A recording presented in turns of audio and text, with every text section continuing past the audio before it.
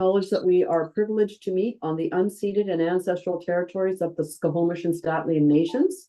We have an agenda recommendation. That the agenda of this meeting be adopted. Thank you, Cynthia. Do we have a second? Sure. Thank you very much. Lisa. We have no minutes. No, sorry, I do all in favor. Oh, sorry. All in favor? And that's approved. Actually, yeah, I saw Cynthia. Okay. Sorry, Melissa's not, we can't see right now. He's hosting us still. So Okay, there's Melissa again. So, okay, I'm gonna call all in favor again, please. All in favor. Okay, and that's passed. We have no minutes, no announcements, no receiving delegations, no board committees, no business arising, no information items, no items for discussion, no policy motions. As you can see, this meeting is a special meeting just to approve the school agendas. So under action item, under action items, we have school calendar approval. Paul. Okay, thank you, everybody, and thanks for being here and for your patience, because this normally would have been done earlier, but as you know, we needed to meet our requirement for a 30-day public consultation period.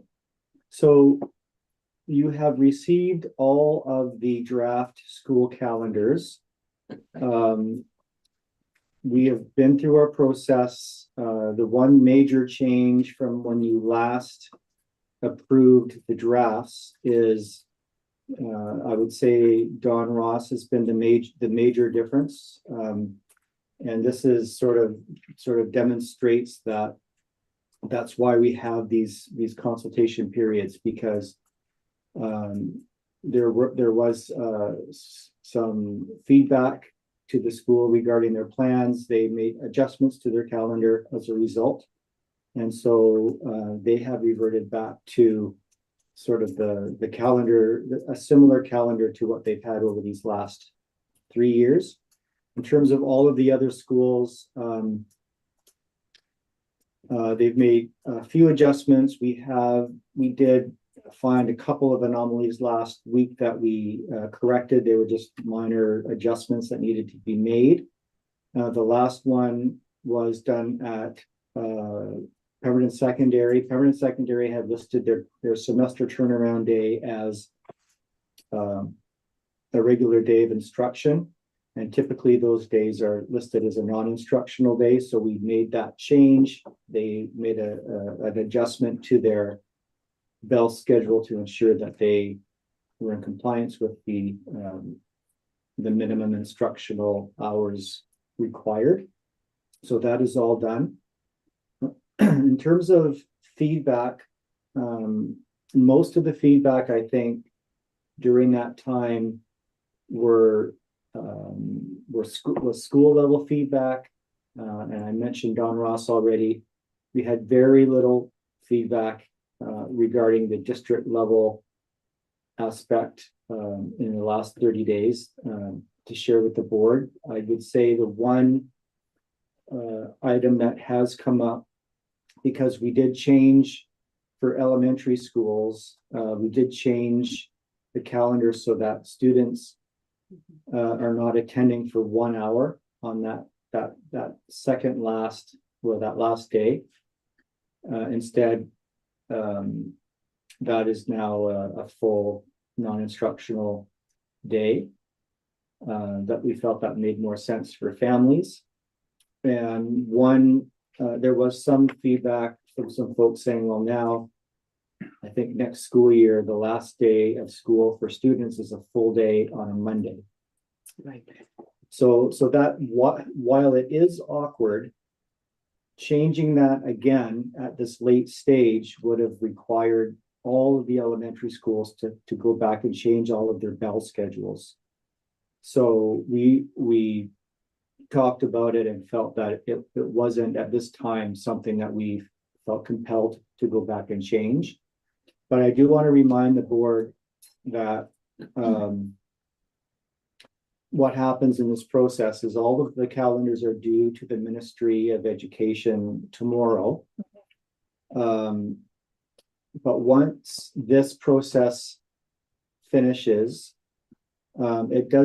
we are still able to go back and make some corrections. So if something does come up where we determine that there needs to be a change, or there was an error found that hasn't currently been found, or something to that effect, we are still able to make changes. We don't like to do that, but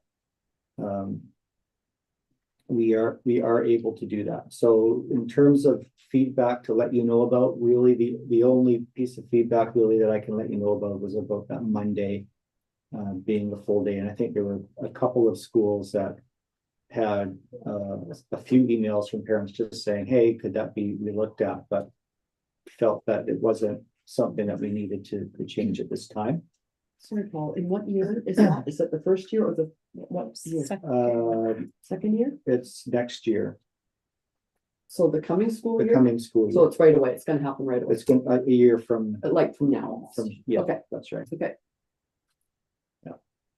So that's really all I wanted to Okay. let you know. Certainly, if you have any questions, please feel free to ask. Cynthia's got her hand up.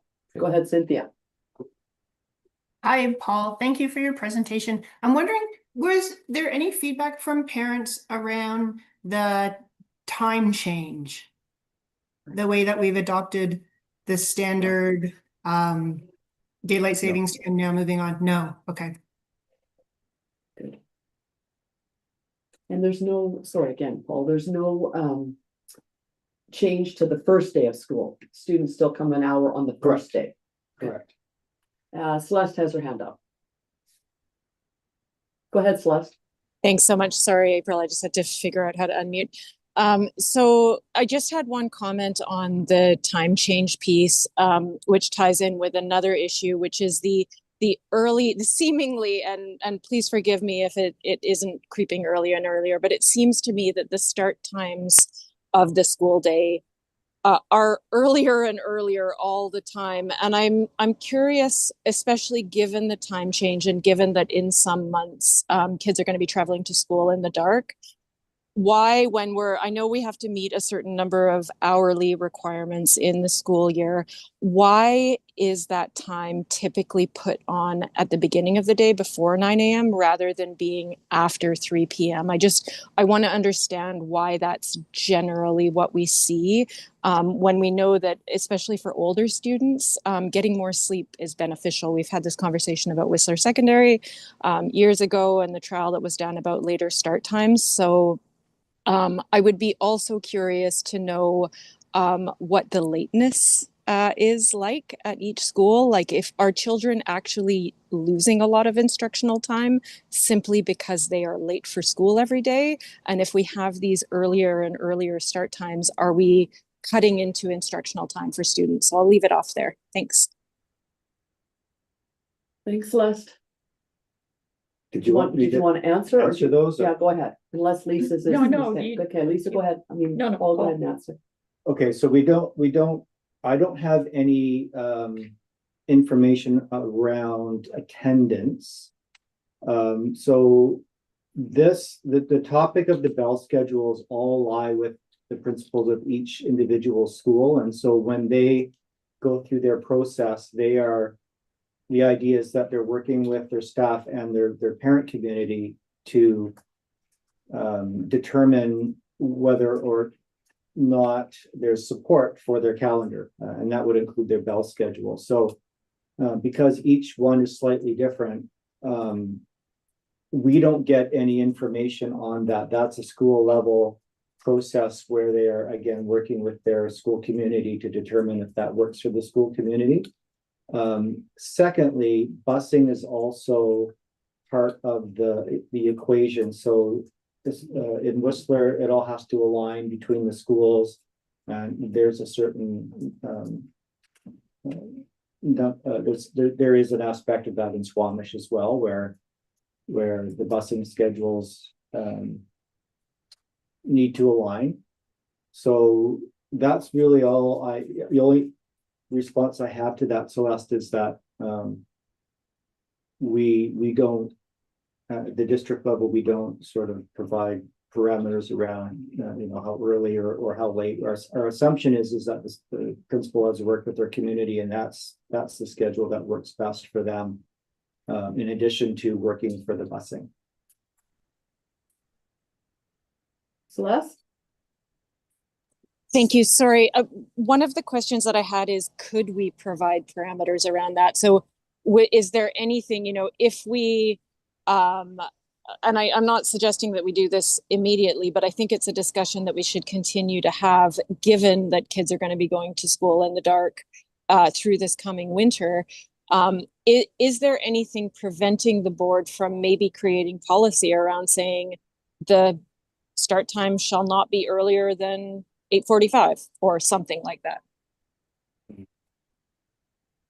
Yes, well, I mean, that's something that we can talk about into the future. For today's purposes, I would say that we can't really backtrack on that right now, but I think it's a really good point, and we can bring this up with our folks. Interestingly enough, the time change is something that wasn't on most people's radar until it actually happened, at which point it was so far into this process that it was difficult to pivot on that one.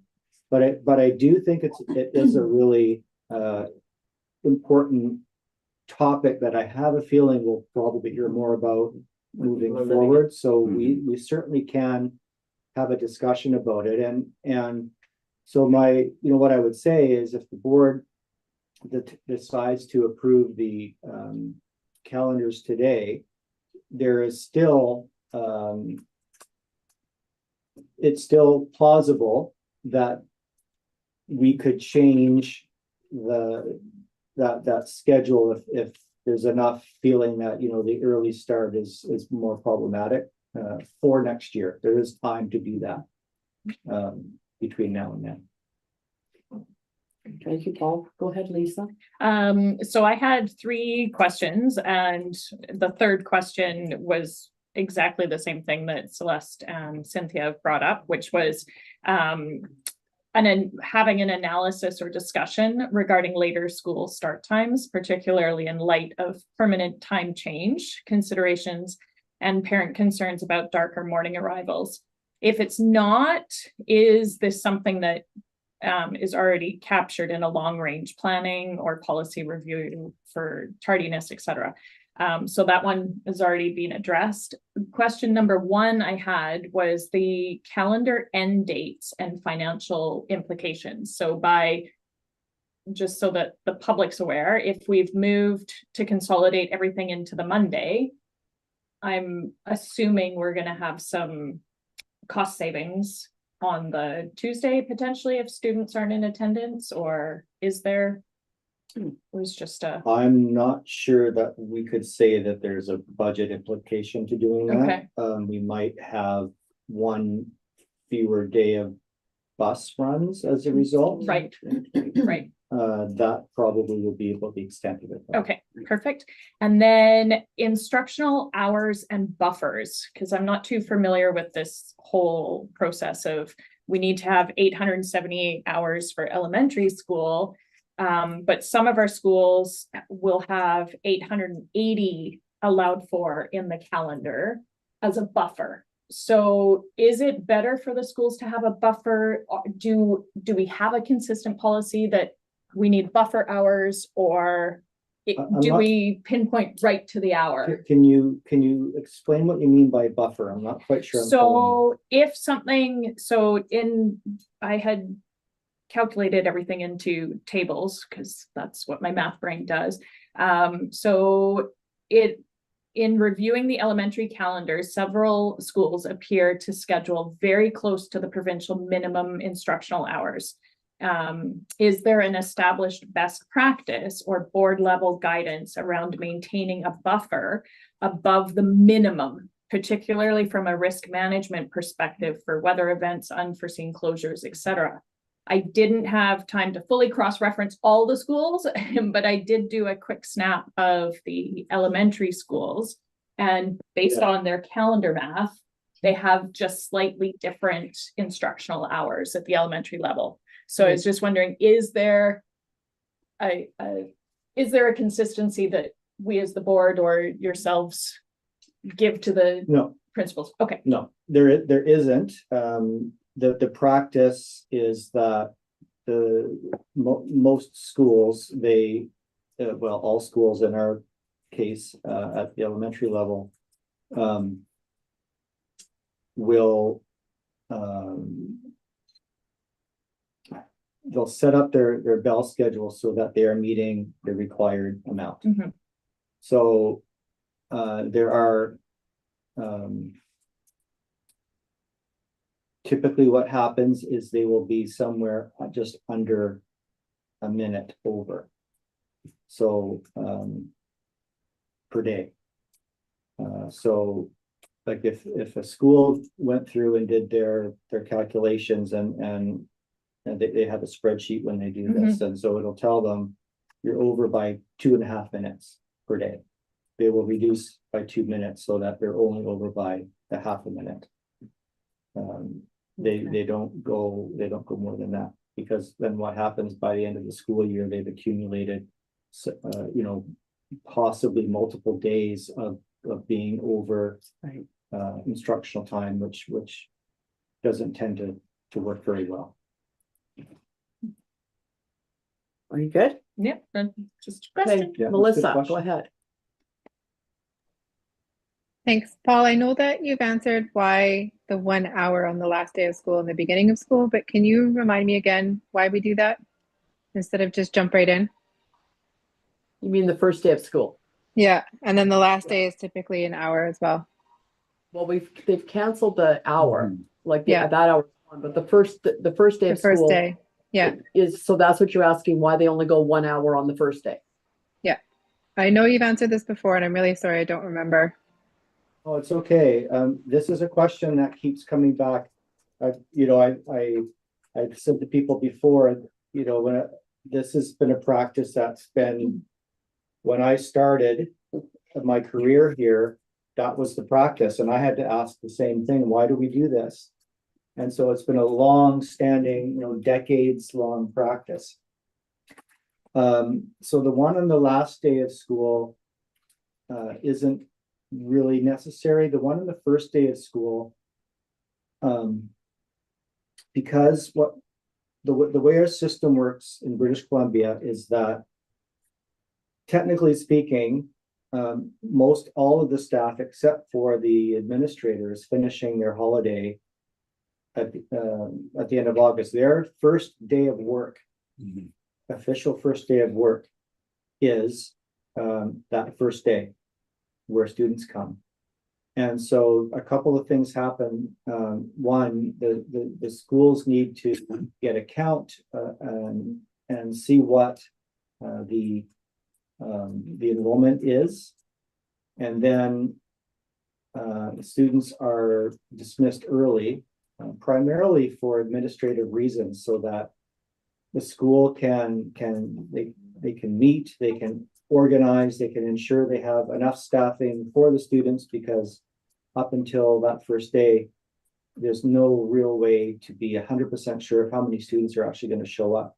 So it's a way for us to get an accurate count, make staffing adjustments, and have the staff, work together to plan and make sure everything is in place for the new school year.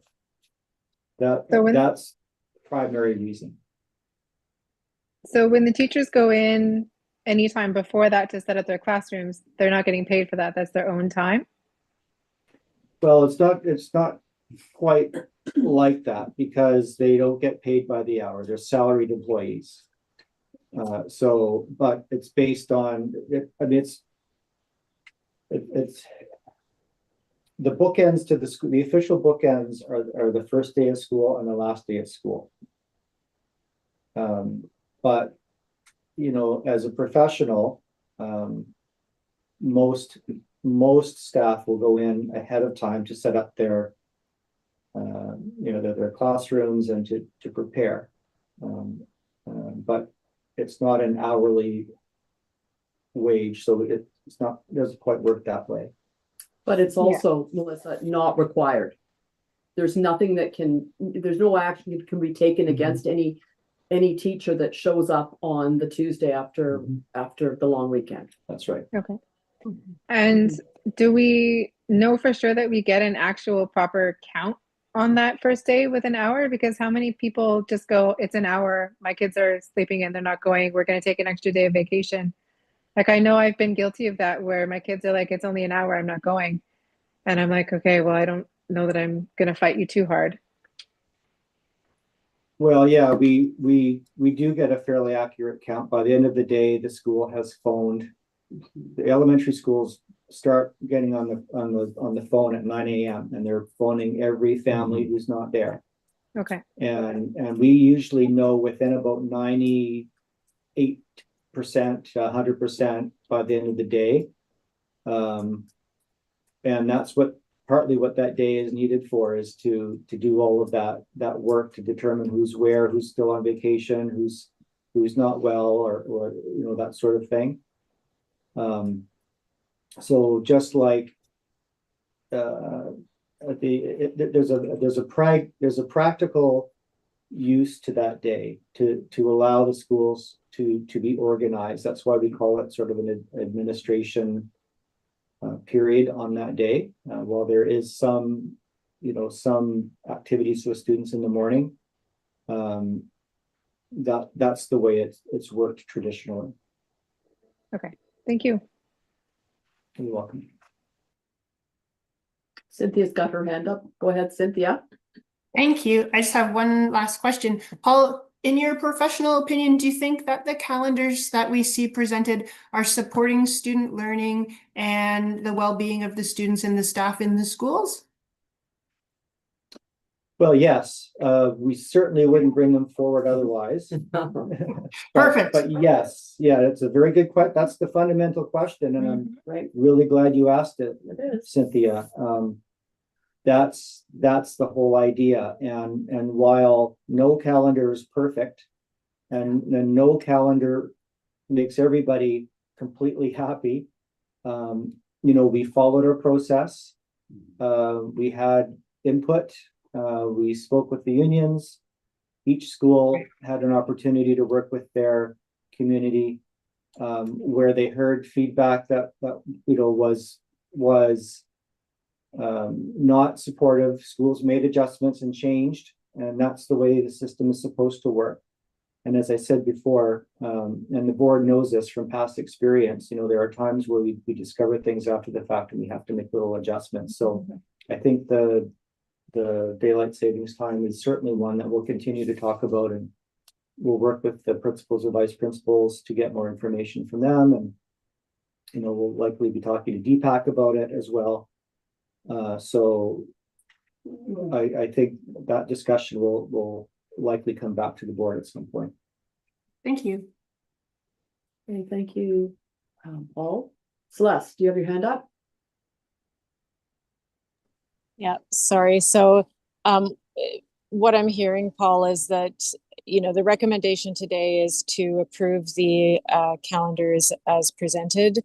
But because we have this unique change at the provincial level, in this particular instance, it's something that we might come back and look at in the coming months to make amendments, although we wouldn't normally do that. We have had over the years minor amendments here and there, but this is a unique situation in terms of what's happened provincially recently. But at this time, we do have a job to do in terms of approving the calendars so that they can be submitted to the ministry tomorrow.